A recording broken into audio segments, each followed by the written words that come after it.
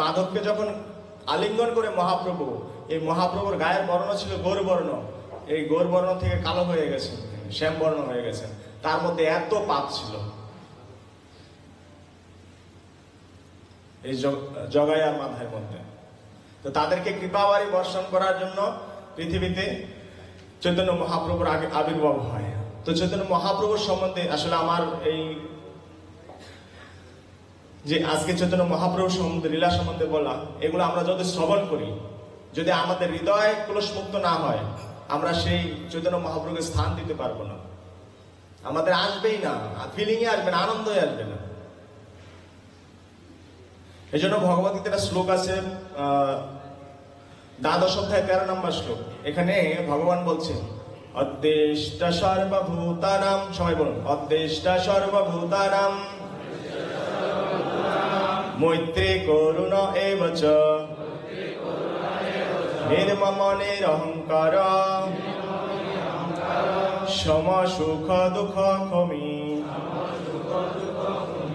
অনুবাদ, যিনি সমস্ত জীবের প্রতি দেশশূন্য, বন্ধু ভাবাপন্ন, কৃপালু, মমত্ব বুদ্ধিশূন্য, নিরহংকার, সুখে ও দুঃখে সমভাবাপন্ন, ক্ষমাশীল, সর্বদা সন্তুষ্ট, সর্বদা ভক্তি মার্গে যুক্ত, সংযত স্বভাব, দৃঢ় সংকল্প এবং যার মন বুদ্ধি সর্বদা আমাতে অর্পিত, তিনি আমার প্রিয় ভক্ত।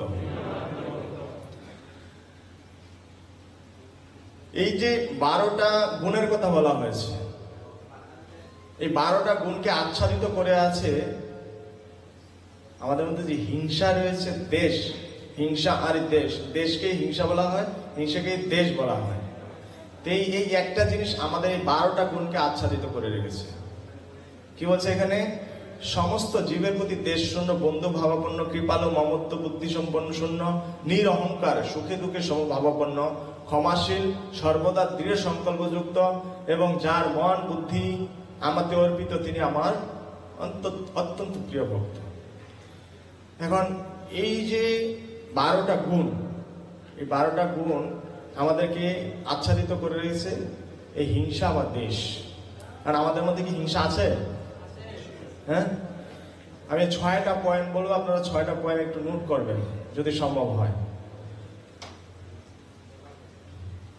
যদি আমাদের মধ্যে এগুলো থাকে, তাহলে আমরা মহাপ্রভুর যতই লীলা শ্রবণ করি না কেন, যতই আমরা ভগবানের কথা আমৃত শ্রবণ করি না কেন, এগুলো আমাদের হৃদয় প্রভাবিত করতে পারবে না, কারণ আবরণ হয়ে আছে একটা।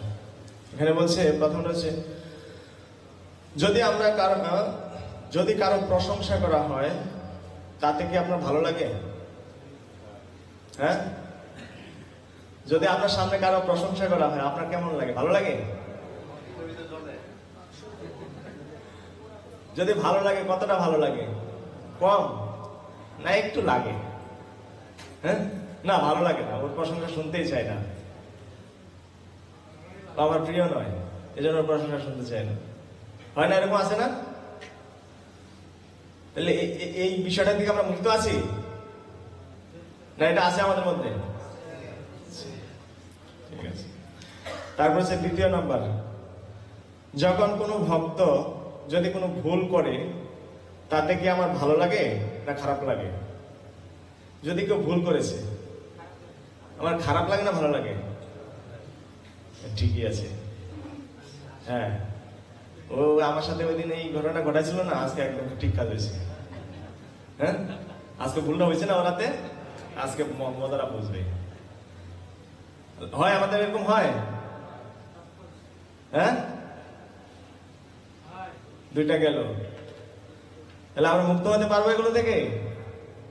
পারবো অবশ্যই। তার মানে আমাদের মধ্যে হিংসা রয়েছে। 3 নাম্বার, আমার কারো কাছে কোনো কিছু জানার দরকার নেই, আমি সবকিছু জানি। হ্যাঁ, আরে এই ক্লাসটা তো কয়েকদিন আগে শুনলাম, এটা আমার একই কথা বলতেছে, অন্য কাউকে বসাইলে ভালো হইতো। মনে হয় না এরকম? আরে নতুন ভক্ত, কয়দিন আমাকে মাত্র ভক্তি জীবন আইছে, তার দিয়ে কথা শুরু করাই দিয়েছে, পারে বসাই দিয়েছে। হয় এরকম মনে হয়? দেখুন, একটা সবজি, একটাই তরকারি,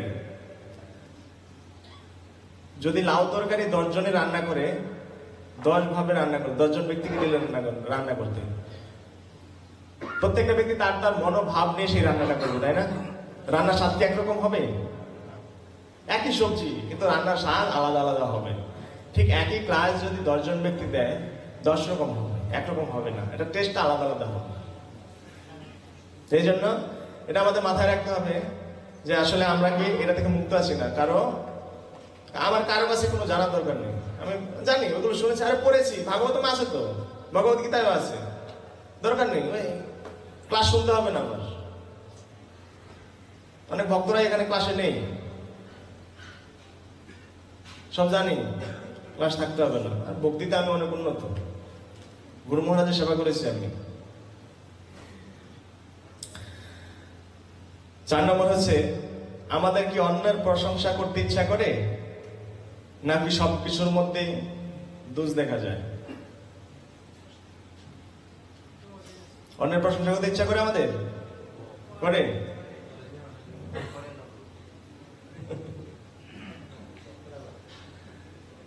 যেমন স্ক্যানিং মেশিন আছে এয়ারপোর্টের মধ্যে, আপনার ব্যাগটার মধ্যে ব্যাগটা দেবেন স্ক্যানিং মেশিনে, ওই ব্যাগের ভিতরে যা কিছু আছে সব ওই কম্পিউটার দেখাবে আপনার মধ্যে কি আছে না আছে।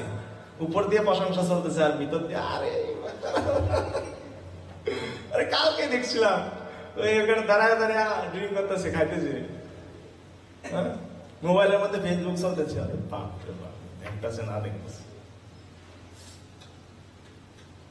এগুলো আমাদের প্রশংসার মধ্যে পড়ে, যে আমরা চাই না, অন্য প্রশংসা শুনতে চাই না, ভালো লাগে না, আমরা করতেও চাই না।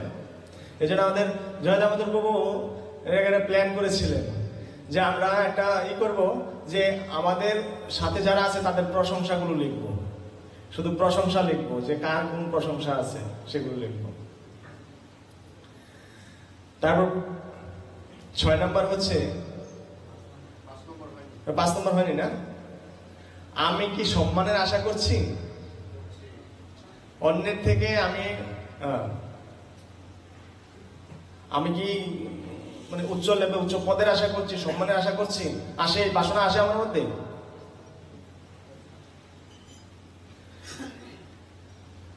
আমরা প্রথমে দাস হয়ে থাকি ভক্তি জীবনে, জগন্নাথ শূদ্র মহান কি যায়, আমরা প্রথমে দাস, তারপর হই প্রভু, তারপর হয়ে যায় মহাপ্রভু। জলের গ্লাসটাও আনতে পারি না, আরেকজনকে অর্ডার করি প্রভু জলে আসতে। আমরা এই মনোভাব নিয়ে এসেছি সেবার উদ্দেশ্যে, কিন্তু পরে হয়ে গেছি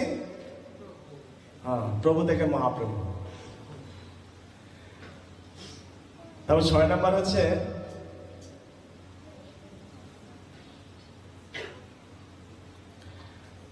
আমরা কি সবার মধ্যে দোষ দেখতে পাই? হ্যাঁ, দোষ দেখতে পাই সবার মধ্যে। এই প্রভুপাদের মালাটা গাঁথা ঠিক হয়নি, যদি ওই ফুলগুলো একসাথে দিত, ওই হলুদ ফুলগুলো লাল ফুলগুলো একসাথে দিত, অনেক সুন্দর হতো মালাটা। কে বানালো মালাটা? ঠিক হয়নি একদম, মানে কি বলবো, এই কে কেন এই ড্রেসটা পরেছে কেন? এই ড্রেসটা তো মানায়নি, তাই আর এত হাই ফাই ড্রেস করতে হবে? এই প্রসাদের মধ্যে এই দারচিনি এলাচ গুলো কেন দেওয়া হয়েছে? এগুলো তরকারিটা নষ্ট করে দিয়েছে। এইগুলো যদি আমরা আমাদের থেকে না সরাতে পারি, তাহলে মহাপ্রভু কি বলছেন? মহাপ্রভু সভাকারে করিবেন উদ্ধার, বেতি রেখে কপট নিন্দক আর দুরাচার। চাপাল গোপালের গল্প শুনেছিলেন? চাপাল গোপাল এই যে হরিনাম করত চৈতন্য মহাপ্রভু শ্রীবাস অঙ্গনে, যখন চৈতন্য মহাপ্রভু চলে যায়, তখন এই শ্রীবাস অঙ্গনে গিয়ে চাপাল গোপাল মদের বোতল আর মাংস সেখানে ছড়িয়ে ছিটিয়ে রেখেছে তার উঠানের মধ্যে শ্রীবাস অঙ্গনে। সকালবেলা শ্রীবাস ঠাকুর সবাইকে দেখাচ্ছে, দেখো দেখো আমি দিনের বেলা হরি হরি করি আর রাতের বেলা কালী পূজা করি। দেখো দেখো দেখো সবাই এসো, সবাই গ্রামবাসীকে ডেকেছে, দেখো আমার এই বাড়ির মধ্যে আমি দেখো কি করি রাত্রিবেলা। তো সবাই বুঝতে পেরেছে এটা ওর কাজ নয়, তাহলে সবাইকে দেখাতো না। এই কদিন পরে যে করেছে সেটা তার কুষ্ঠরোগে আক্রান্ত হয়েছে। চাপাল গোপালের এমন কুষ্ঠরোগ হয়েছে, তখন মহাপ্রভুর শরণাশ্রয় গ্রহণ করেছে। মহাপ্রভু বলছে যার চরণে অপরাধ করেছে তার কাছে যাও। তখন শ্রীবাস ঠাকুরের কাছে গেছে, শ্রীবাস ঠাকুর তাকে কৃপাবাড়ি বর্ষণ করেছে, তার কুষ্ঠরোগ সঙ্গে সঙ্গে ভালো হয়ে গেছে। তো বলছে মহাপ্রভু আমি পাপ থেকে কিভাবে মুক্ত হবে? বলছে তুমি যেই মুখ দিয়ে বৈষ্ণবদের নিন্দা করেছো সেই মুখ দিয়ে বৈষ্ণবদের প্রশংসা করো। তখন তিনি একটা ভজন লিখেছেন, বৃন্দাবনবাসী যত বৈষ্ণবের প্রথমে বন্ধনা করি সবার চরণ। অনেক বড় একটা ভজন, সমস্ত বৈষ্ণবদের সম্বন্ধে এত প্রশংসনীয় ভজন লিখেছেন। শুনেছেন ভজনটা মহাপ্রভু। মহাপ্রভু আমাদেরকে সবাইকে কৃপা বাড়ি বর্ষণ করার জন্য পৃথিবীতে আবির্ভূত হয়েছেন।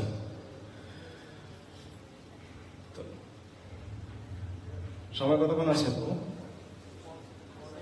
15 দিন 10 তো বাজে, 5 মিনিট সময় আছে। শাস্ত্রে বলা হয়েছে চৈতন্য অবতারে বহে প্রেমামৃত বন্যা, ভাসিল সব জীব পৃথিবী হইল ধন্য।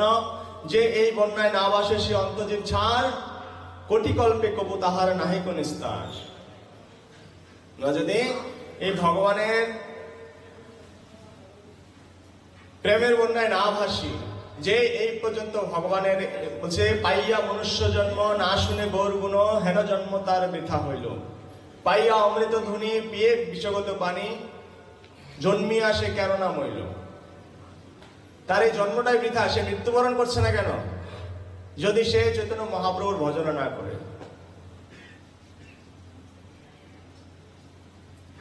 তো চৈতন্য মহাপ্রভুর এই দিব্য প্রেম, শাস্ত্রে বলা হয়েছে এই যে আসছে ভগবানের আবির্ভাব তিথি, সে আবির্ভাব তিথি সম্বন্ধে ভগবত গীতার 4th অধ্যায়ে 9 নম্বর শ্লোকে আছে যে ভগবানের শরীর আমাদের মতো জড়জগতের শরীর নয়। আমার এই শরীরটা তো একটা বস্ত্রের মতো, তাই না? এই শরীরটাকে আমি কে?